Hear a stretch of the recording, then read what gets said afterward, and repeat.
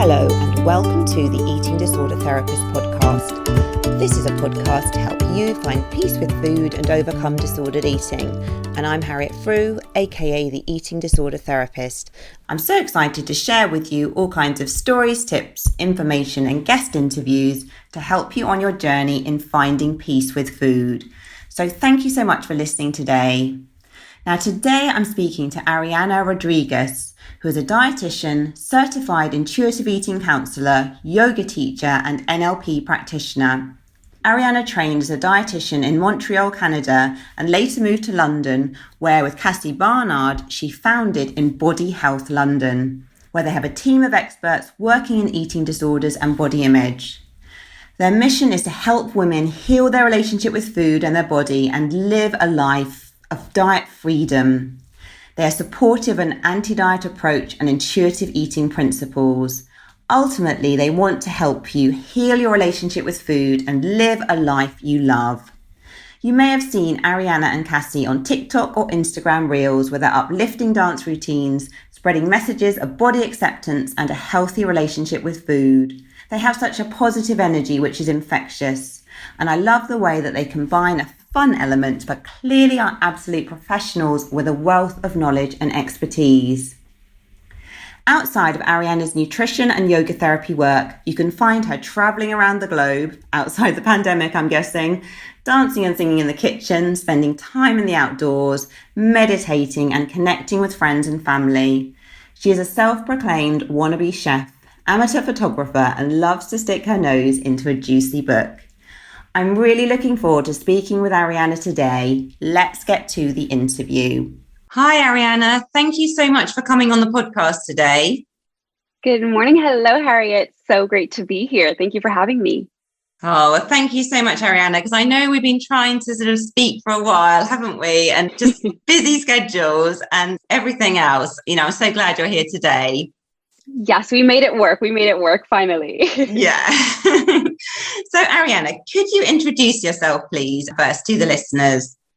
Of course. Well, hello, everyone. So I am Ariana Rodriguez.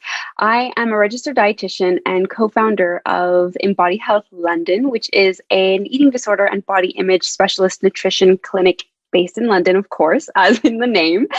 I'm originally from Canada. So as you may hear from my accent, I'm not a British, originally from Britain and from the UK, but I came here about over 3 years ago and settled and don't see myself leaving anytime soon, where I actually met my co-founder, Cassie, and we decided to embark on this mission together to make eating disorder support more accessible, more available, as well as incorporate the often missing piece, which is intuitive eating at the very, the end of recovery and often throughout.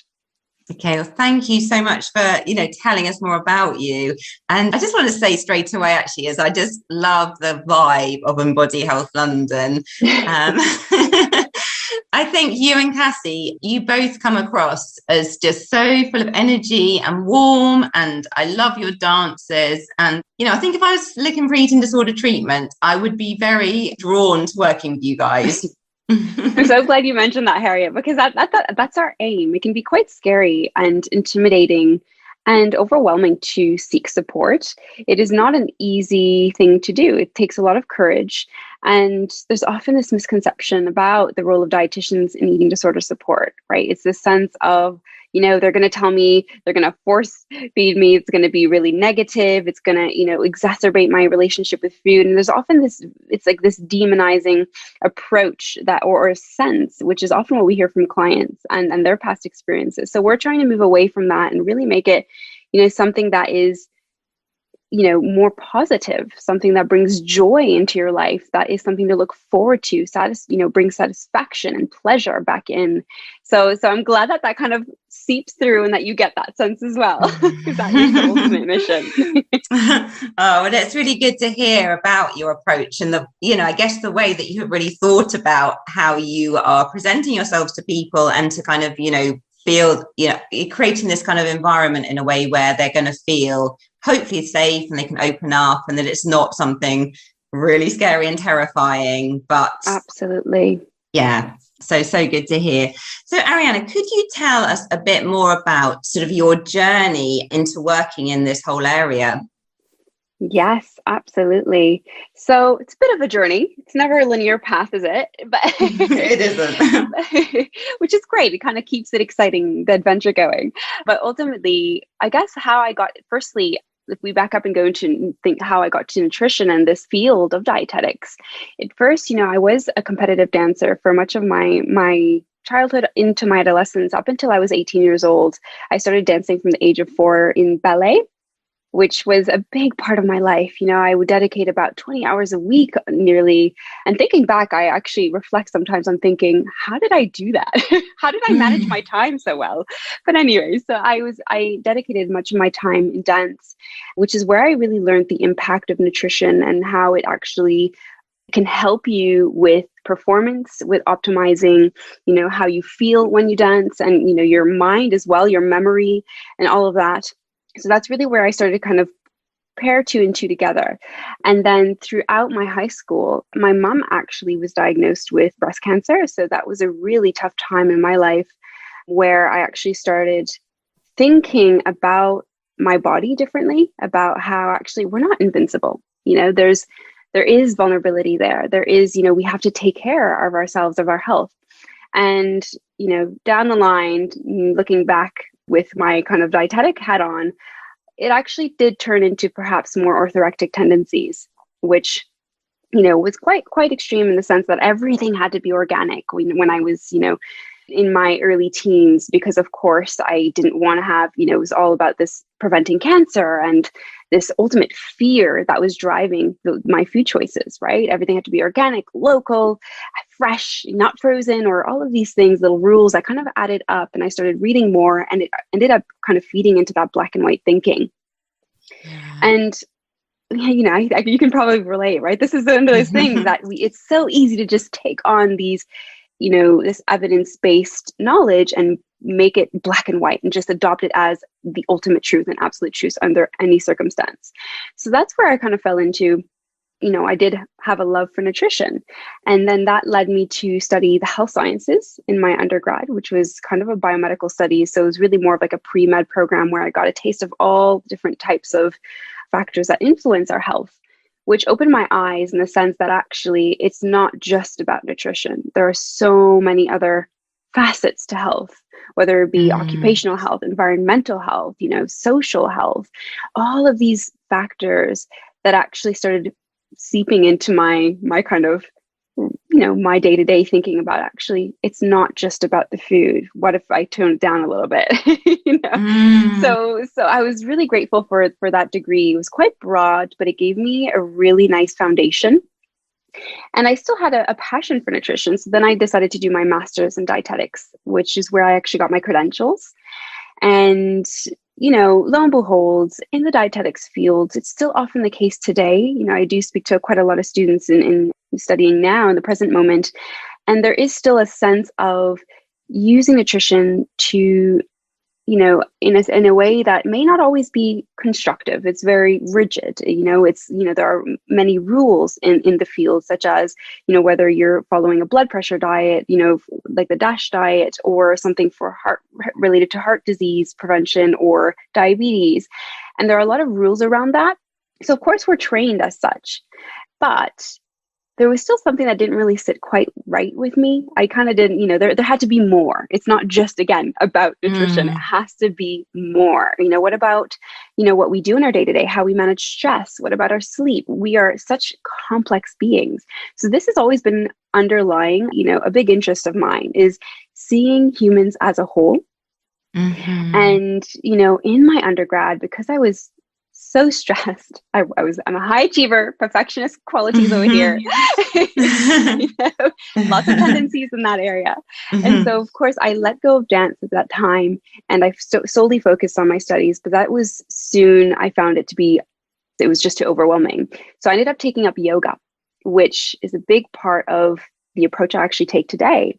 And it's very much marrying mind and body. And that's where I kind of got a real deep sense of embodiment and how it makes you feel and how important it is to well-being overall.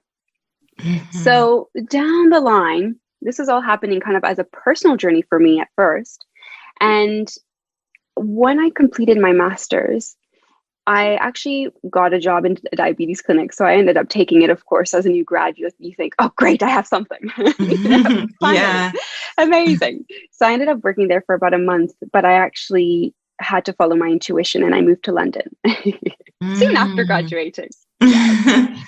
It was a very exciting time because I actually always had my eye on London. I did travel quite a bit. And as soon as I set foot in London, in 2011, I knew I had to live here. It was just this sense. So anyways, fast forward, after I graduated, I moved to London, and that's where I had to wait for my credentials to, transfer over from Canada to the UK.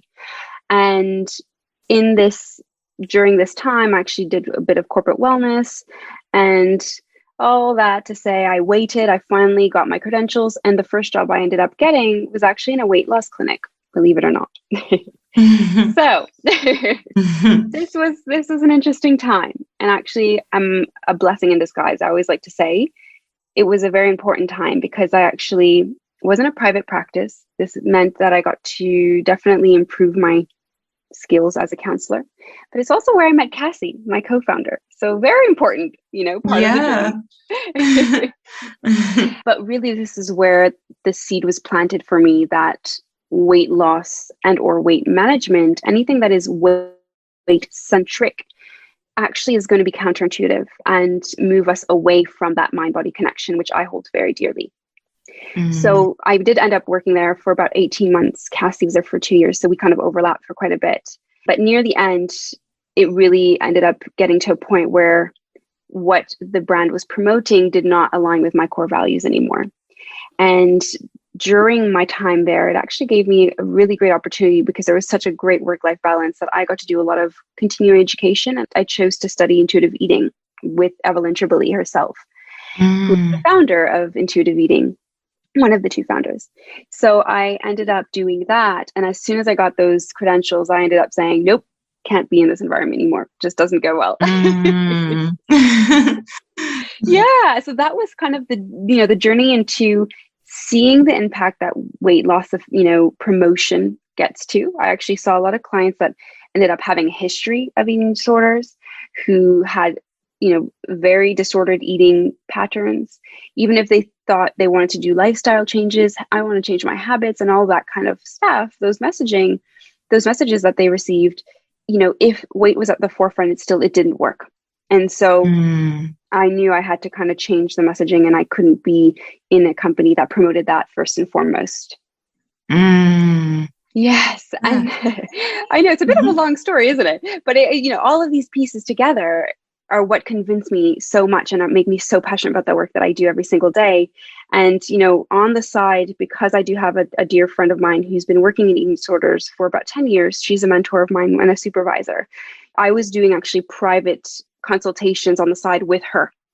And that's where I got to really hit the ground running with eating disorder clients, those living with anorexia, bulimia, and binge eating. And then from there, I ended up working in a CAMS unit, and I was a lead dietitian for an inpatient unit whilst I was founding Embody Health London. And then Embody Health London picked up, and then here we go. The rest is history. Now we're full time. Yeah. Oh, well, thank you for sharing your story. And I just think so many elements there that I can just see have been incredibly valuable to lead you to the point where you are today. And I think, from being a dancer and just having perhaps that strong connection with your body and understanding of the benefits of nutrition from early on, through the sort of, that very stressful period with your mum and, experiencing, I guess, the orthorexia yourself. So having a real understanding and empathy with your clients. And it sounds like the kind of weight loss clinic it really offered you the contrast, I guess, to get very clear on your values, didn't it? That's so right. You really, so you knew really very clearly the direction you wanted to go in. Exactly. And that's it. I know, it had to affirm everything I knew to be ready for this journey and this kind of pivot, which is, such a pleasure and a privilege to be able to do this work. Mm. And you said you'd always wanted to come to London, or you had this idea, did you, of coming to London? Was that from quite young? Yes. So I have family in Paris. So I used to visit quite a lot. And on one of those occasions, I ended up just taking the Eurostar when it was nice and easy back then. I would just hop on the Eurostar and come to London. And it was just this feeling, this sense of, oh, there's something about this city. I need to be here. So of course, after graduating, I had that freedom to make that choice. Yeah, no, sure. No, wonderful. And I think, Ariana, what sounds really fantastic about you is the way that you've been able to trust your intuition, probably from quite young, from like knowing even pre all of, coming to the UK, having a real sense that that's something you really wanted to do. Yes, you're absolutely right, Harriet. I've always followed my intuition. It was something that was promoted. Luckily, we're fortunate. That was something my parents always encouraged me to do. So yes, I have a real sense of it, of that kind of compass, that inner compass, and I tend to follow it. Well, I think it's wonderful to hear, because I think as well that's something that so many people experience eating disorders have really lost, that inner compass, haven't they? Indeed, absolutely. It can be really difficult to even know what the body is saying if we're so afraid of it, or we associate pain with it and we don't want to be in it, in a sense. Yeah, no, so very true. So Ariana, when you met Cassie, did you realise early on that she was going to be someone that you might work with, or was it something that kind of grew over time? It's so funny because actually we instantly clicked. So Cassie and I, she's from Australia, I'm from Canada. We met halfway. We have both very, very similar life paths before coming to London, which we just were able to click in so many ways. We spent a lot of time outside of work hours and developed a really beautiful and deep friendship. And so, did it cross my mind early on? No. I knew she was someone special in my life that would remain a friend, a dear friend. But I didn't think at the time that she'd be a business partner. Both of us didn't, actually. It was only till the near end, the last couple of months in the clinic, that we ended up just, having a lot of similar ideas and thoughts and feelings about the work we were doing. And we both wanted to start our own companies and our own clinics. That was both of our dreams, separately, before even moving to London. And so we thought, well, hey, why don't we get together and perhaps think about how we could do this? We're both very similar in terms of our passion. We're very outgoing, and we thought, actually, we can do something with this. Let's put our heads together and see what we come up with. And at first, it was very much a passion project. We wanted to just see, okay, let's see where it takes us. Let's do this for about a year and see. And if it doesn't, then that's okay. At least we tried. But here we are. It's, it definitely picked up, and we couldn't be happier. Oh, well, it's wonderful to hear. I just think there's something very special, isn't there, about when we really connect with someone else in that way. And I think just so wonderful you've been able to actually take that into a business as well. So you've almost got the friendship and the business, which is like a double whammy, isn't it? Yes. And it's always important because it can be tricky, can't it? Yes. We often get the question, like, how has your relationship changed? And ultimately, our connection is based on trust and on respect. And we have so much respect for each other's strengths and our weaknesses. And we kind of complement each other so, so beautifully that it works. Yeah, sure. No, that's wonderful to hear. So could you tell us, Ariana, a bit more about when people come to you at Embody Health, what might a sort of typical client journey look like, if there's such a thing? Yeah, yes. The way I like to think about it is that we have two kind of groups of individuals who would come to us. So on the one hand, we have those who have a rich history in chronic dieting, who are ready to move away from that. So they have a disordered relationship with food. They have, they've kind of grappled onto a few food rules throughout their life. Perhaps they're concerned about their weight, and they're ready to just make more, space in their lovely minds and feel free and be able to engage in social occasions without having to think about what to eat, what not to eat, and all of that, or prepare before and after in order to do so. So that would be one bracket of clients we often see.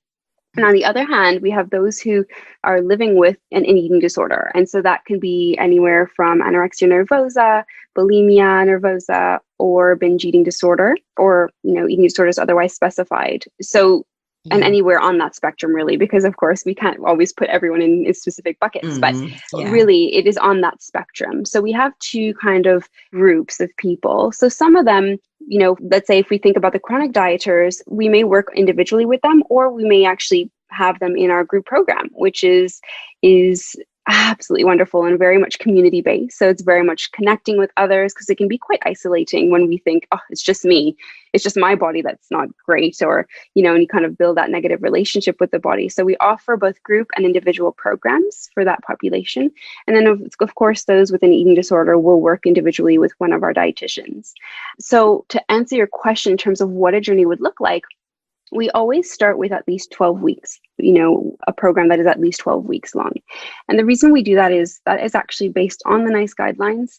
So that is based on the evidence, what we know supports, more sustainable change. If we think about an entire lifetime or years of thinking a certain way about our bodies, about food, about how we interact with the world, it takes time to dismantle that and to kind of really peel back the layers, to move away from that and change our cognitions and the way we feel. So we say 12 weeks is the minimum.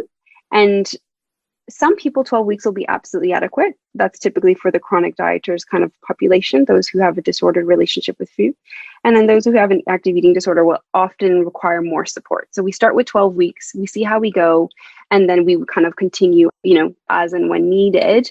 Everyone's journey is so unique, so it's not a clear cut answer, but that's the beautiful thing, right, is that you get to work with so many wonderful unique individuals and see kind of what they need specifically based on their history and what story they're bringing to the table. Well, thank you for sharing that. It's really interesting. And I think I like the way that you really sort of differentiate between maybe more that sort of chronic dieters, disordered eaters versus perhaps people that are really struggling with clinical eating disorder, and that you have almost the sort of flexibility, I guess, to meet different individuals' needs. Right. Absolutely. Yes, it's always so unique. And we do work quite closely. I actually would like to add, we work quite closely with other health professionals as well. So of course, we are dietitians and specialists in this area. However, as a therapist, Harriet, we do work very closely with therapists, of course, because you are absolutely key to the recovery process. So we do work quite closely with therapists, psychiatrists, other health professionals as needed, sometimes pelvic floor specialists, sometimes gastroenterologists. So it really depends on what a client presents with, but ultimately we do make sure the client is at the center, and that we think about, okay, what's difficult for you? What rules are you presenting with? Where does your story come from? And then we can kind of untangle it that way. Sure. And have you seen a sort of increase in your sort of inquiries and people sort of needing support during the pandemic? Absolutely. I know there was a statistic out there from Beat UK, wasn't it, that there was 300% increase in inquiries on Beat services. We actually get quite a bit of inquiries through the Beat portal, but nonetheless, even through socials, our social media, our DMs have been filled, and so many people requesting, tailored advice through a DM. And, of course, we can't do that. We can't provide that. But equally, inquiries in general, we have various calls every single week of people are struggling, right? And I think the pandemic and being socially isolated, being more on your phones, being perhaps at home with anyone who may, exacerbate your disordered eating kind of behaviors. So many different factors there put us at risk of getting into that cycle and being caught. It's really, really difficult. Even individuals who had previously kind of gone through, recovery have perhaps relapsed, or at least catching themselves early on and inquiring before they kind of fall down that spiral again. And have you seen, in terms of kind of the types of presentation, have you seen sort of an increase in all the eating disorders and disordered eating, or have you seen sort of particular presentations more often? Yes, great question. The majority of our inquiries, so we have, most of them will either be restrictive type eating disorders such as anorexia, many of them, and we get a lot of referrals from specialists specifically for anorexia nervosa. And then equally, we have a lot of individuals presenting with what seems, even if it's not diagnosed, it is absolutely worthy of seeking support. So binge eating and bulimia behaviors, really, I think across the board, we're seeing the spectrum. More bulimia than we used to get, I will be honest. So that is something that we're hearing a lot more. And something that we're working with our clients to support them to move away from that, of course. Yeah, no, sure. Yeah, no, I mean, I think the pandemic has just been so hard, hasn't it? All the reasons that you've just stated. Exactly. And what about you, Harriet? I'm actually curious. Have you seen a trend at all, or is it kind of across the board as well, or? Yes, I mean, yeah, I think across the board. I mean, I work 4 days a week for an NHS eating disorder service. Yes. And yeah, definitely like our waiting list was longer than I think than it's ever been for several years. Yeah, I mean, I think we're starting to catch up a little bit now, but it's particularly doing more kind of group support with sort of mantra and things like that. But yeah, it's been really challenging time, hasn't it, with so many people with their mental well-being. Absolutely. So Ariana, obviously, like, you're a real specialist in intuitive eating and really sort of promote that and not a kind of weight focused kind of model when you're working with your clients. What do you see as some of the common barriers for people when they've perhaps tried to do intuitive eating, but they haven't been able to kind of follow through on it? Yes. Fantastic question. So one of the common barriers, I think there are three main ones that I can definitely think off the top of my head. One of them, the first one, is this sense that there is a common misconception that intuitive eating is the hunger fullness diet, right? It's the sense of, if I'm hungry, I eat. If I'm full, I stop, and that's it. That's intuitive eating. When in essence, it's really not. It's going to be a lot more than that. And of course, we wouldn't want to put intuitive eating into the diet category, as it's very much, the opposite, really. Intuitive eating, I'll kind of just define it in a way to help us understand what those barriers can be. So, of course, it's a self-care and eating framework that really combines instinct, emotion, and thought in the process. So it's not only thinking about our physical health, it's also thinking about mental health and emotional well-being. And so by being able to honor all aspects of health, we're able to actually come back to that intuition, right? That sense of that inner compass being recalibrated, shall I say. Now, one of the barriers is assuming that it's only those two factors, which is the hunger, the fullness, when there are actually 10 principles to intuitive eating. So, and one of the main ones actually being respecting your body, which is one of my favorites, in the sense that it's almost a really important starting point, is being able to come back to the body and, to latch onto that hunger and fullness and assuming it's just that. Many individuals actually are completely, are detached or dissociated from their body, are not embodied in order to be able to tap into their hunger and fullness cues in the first place. So that could be, related to perhaps dieting for most of our lives. If we're totally externally referenced, so if we've been dieting on and off, listening to rules or the time of the day to kind of guide our eating when we stop eating, then actually this may make it so it's very difficult for us to understand what our body actually needs and when and how much. So that's part of it, is the chronic dieting. Another one is if we're very, very busy, if we're living a very chaotic and hectic life, which, some of us are, it's the reality, but it can be very easy to forget to check in with our bodies, with ourselves. And so, it's this common scenario that I often hear clients saying, which is, my gosh, I've been in meetings all day and I got to the end of the day and I'm starving and I didn't realize how hungry I was throughout the day, right? So it's this sense of being able to come back to our body periodically throughout the day to really, again, respect it, ask it. You're living in your body. It's a vehicle for you to experience life. And so it's coming back to it. And then, of course, another common reason may be if we are living with an eating disorder, right? So I've had many clients present with an active eating disorder who tell me, I've tried intuitive eating and I just don't know, I can't trust myself. And it's all of this, it's quite anxiety provoking. And understandably, when we live with an eating disorder, it's, oftentimes we are disembodied, which means we are disconnected from our body. Our mind body connection is distorted. And so we have to work first to reestablish that connection before actually moving on to thinking about, am I actually hungry or am I full? And then as well, depending on the type of eating disorder, if we are under our set point weight, undernourished, then we actually cannot trust our fullness cues, right? We'll always trust our hunger when we're undernourished and continue to honor that. But our fullness is totally distorted based on biology and what that means. So I think that would be a really important barrier, is thinking about, it is beyond just listening to your body in terms of hunger, fullness. It is thinking about, actually, how do I respect my body?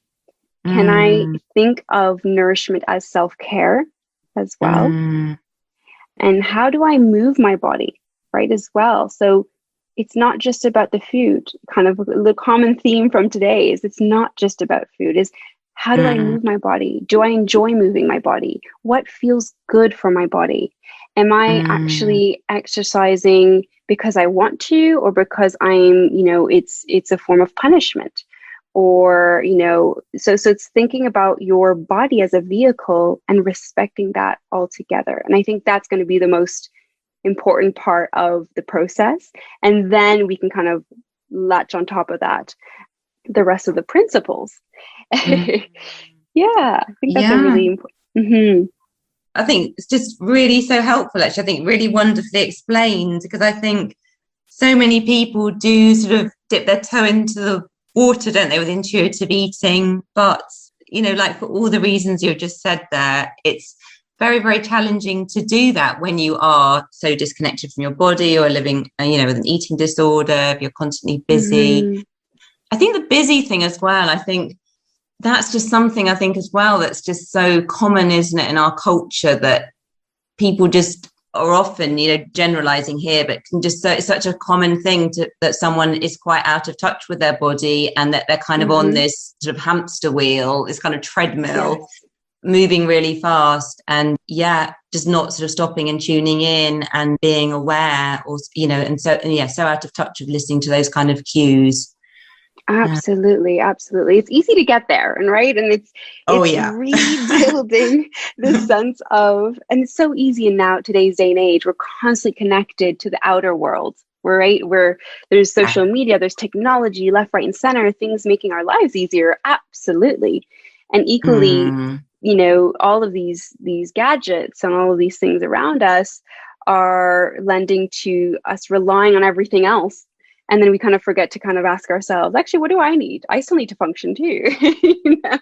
I need to kind of be here in the present moment. What does my body need?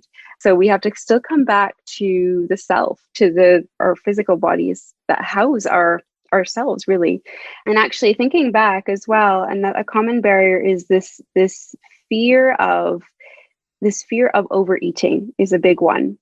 So one of the common things that we can actually fall into the trap of doing is actually creating pseudo rules, which means there are some contingencies around our eating behavior, right? Just to stay on the safe side, right? Because of course we want to give ourselves permission, but just in case, I'm going to make sure I set a rule on the portion of the food, or the time of the day or the week. Sometimes it's, a common one is, I can eat donuts, but only on the weekend. Or only if I go out with my friends, right? And there's that sense of, I'm allowed to have it, but, right? Whereas intuitive eating, we want to make sure that actually I'm allowed to have it, period, right? If I want it, I can have it. And if you adopt that mentality, the odds are you're going to actually probably have it less, because you've neutralized it. You're not having it because there is this sense of rebelling, like, oh, well, I can't have it. I need to prove it to myself, right? It's the sense of, if I fancy it, I know I can have it. If not, no big deal. Yeah. No, so true, isn't it? And I think those rules sometimes, aren't they, are just so subtle that, maybe sometimes without talking about them with someone, you may not even realize that you still have some of those rules. They can kind of creep in, can't they, in quite a devious way. Yes, absolutely. And it's great to kind of take inventory, just so you can take stock whenever they pop into your head, for anyone listening, and make note of them, because then that's when you can actually actively challenge them. Yeah, no, very true. And would you say to your clients as well that, because I guess when you're trying to find that intuitive eating place, it is a bit of a messy, imperfect road, isn't it? You can't just kind of jump to being in tune with your body. It's going to take a bit sometimes of accidental undereating, accidental overeating, and, recalibrating, retuning in, sort of learning again and again. Yes, absolutely. It's never a linear process. And, sometimes I still get caught myself where I waited too long because I had too many, back-to-back clients, and I forgot to put a little tea break. And I think, oh my gosh, I'm so hungry. And we're human, and we have to remember that. Again, this is why it's not a diet, it's a practice. And so it's an ongoing practice. It's once you start on the journey, you keep going, and there will be imperfect days. Like you said, I love that you said that. It's imperfect. It's just an ongoing reconnection and coming back to the present moment as much as you can. Yeah, no, thank you. I really appreciate you just sort of going through some of the nuances there, Ariana. It's really, really helpful. My pleasure. So, something else I wanted to ask you about as well was, obviously you're a neuro-linguistic programming practitioner. Could you just say, I know, again, massive topic, but could you just kind of introduce us just a little bit to that, and maybe sort of give an example of how you might use some of those NLP skills in your work? Absolutely, yes. So NLP, yes. So thank you for pronouncing that, because sometimes I just keep it as an L and NLP. It is quite a wordy. It's a mouthful, isn't it? Yes. So I have an NLP diploma. Both Cassie and I do, actually. And what that really allows us to do. So of course it combines neurology, language, so the linguistics, and the programming in terms of how they all go together in terms of how we create our beliefs, our belief system, how we map the world based on our past experiences, and how our values also, our core values and our belief systems really determine our sense of self and our behaviors and the behaviors we engage in the outer world. So it's very helpful. It's really transformed my practice. And I know Cassie would definitely second that. Sometimes we reflect and think, what in the world were we doing before then? But anyway, set this aside.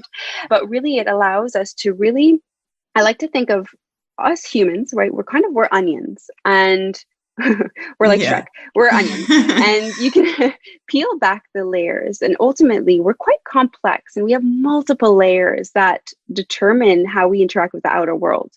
And so NLP allows us to dissect and peel back the layers to get to the core of why we engage in certain behaviors, why we do certain things, how we think about certain behaviors, how we interpret information, right? So for some people, they may be more auditory. For others, they may be more visual.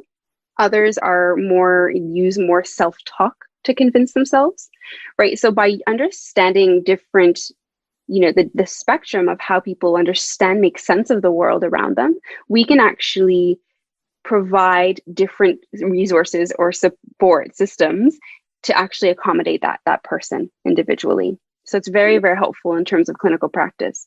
And then, of course, at the core of what we do is understanding people's belief systems. We always kind of go back to the very beginning from childhood and then fast forward to the present moment, so we can understand how they got to where they are, understanding past experiences, and then debunking those, because of course beliefs are flexible, right? They're not fact. They're just based on how we've interpreted the world, right? Based on experience, based on what we've been told, knowledge. And so in the same way that we can actually stop believing, and hopefully there are no kids listening to this, into Father Christmas from one moment to the next. Yeah. Right? Yeah. That shows us that actually beliefs are flexible and they can change. And so what you believe right now about your body, about food, about the world around you can change. And that is the wonderful world of NLP, that we actually use a lot of skills from that in terms of our coaching kind of method, our approach, to get people to a place where actually their beliefs align with what we call your core values that drive you. Yeah, no, again, well, thank you for just explaining that really succinctly. I think it's just really helpful for people to hear and understand. And I love the way, again, it's kind of linked back to our values and our beliefs. So I think that's where kind of long-lasting change happens, isn't it? Like, we can't just kind of fix things on a surface level. We need to kind of go deeper and to understand ourselves more and to maybe challenge some of those old stories we've been telling ourselves. Absolutely. Absolutely. I love that. We have to challenge it. We can't take it for granted, right? Yeah, that's so true.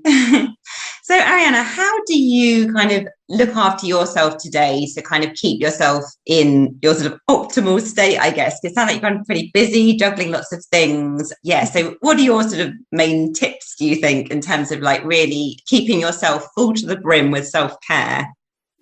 Gosh, yes, so important. I love to advocate. It is so important. So yes, in terms of my self-care, my personal self-care, of course, I share different tips and resources as well. But for myself, my morning routine is, I like to say, it's sacred. It's very important. It's an hour I have to myself where I actually wake up early in the morning. I make my hot cup of tea. And then that's when I actually, as my tea is cooling down, I actually meditate. So meditation is a big part of my self-care practice. It may not be for everyone. I think many people would benefit from it, but of course we all get there our own ways. So I ended up developing a meditation practice from my yoga teacher training. So that was very helpful. And that's something I do daily. And then typically after my meditation practice, I will have a little wiggle. So I do a bit of yoga. That can literally be 5 minutes to 30 minutes. It's really just, and sometimes an hour, but it's really rare that it's an hour. Yeah. It doesn't have to be long, but it's my yoga and meditation practice are very important in the morning. And then from that, throughout the day, I go for walks in nature. I love going for walks. I do live near a park, which is so helpful, especially during the pandemic. It's helped me tremendously reconnecting and staying grounded. Mm-hmm. And then part of my self-care is making sure. So I feel like an old lady sometimes. I go to bed quite early. Mm-hmm. I go to bed, about 10:30, 11, and then I will wake up quite early. So I make sure I have a good night's sleep because actually I know that's how I function optimally. And I'm more resourceful in that state. So that's a really important self-care strategy I'd love to advocate and share. And staying connected with my loved ones. So of course I'm living away from home, which means I can get homesick quite a bit, especially in the last year. But of course, staying connected with my friends and family is an equally important self-care strategy. Sure. No, well, thank you for sharing those tips. And I'm definitely with you with the sleep and the early nights. Makes such a difference. It does, right? It's like, oh, you don't want to mess with me if I haven't had a good sleep. So absolutely. Yes, it's the reality, isn't it? But yes, and self-care can be, nourishment as well is self-care. Hydration. My gosh, it's really warm here in London right now. And staying adequately hydrated is a form of self-care. So really coming back to that body respect and taking care of yourself and knowing what makes you feel at your best. Yeah, no, so true. And I think you're absolutely right that it's often sometimes those just kind of basic things, isn't it? Like reconnecting with your body, getting enough sleep and, having walks in nature, staying connected. It doesn't necessarily have to be some kind of luxurious kind of treat or, that can be like nice as well. Yeah, exactly. It's nice sometimes, a little bonus, but yes, day to day, it doesn't have to look like that. Yeah, no, so true. Well, Ariana, thank you so much for coming on the podcast today and for sharing your expertise and, telling your story and, saying more about intuitive eating. I think it's just been so valuable. Thank you so much for having me. It's been an absolute pleasure chatting with you today. Oh, thank you. And one thing I haven't asked you actually is where can people find you if they want to get in touch, find out more information about the work you and Cassie do at Embody Health London? Of course. So you can find us on various social media platforms. So notably Instagram, we are Embody Health London _. At TikTok, we are Embody Health London LDN is how we spell London because there weren't enough character spaces. And then, so TikTok and Instagram are where we're kind of most active. Equally, you can find us on LinkedIn and you can find us on our website, which is www.embodyhealthlondon.com. So you can, if you're interested, of course, please get in touch with us. We would be so happy to hear from everyone, from your listeners.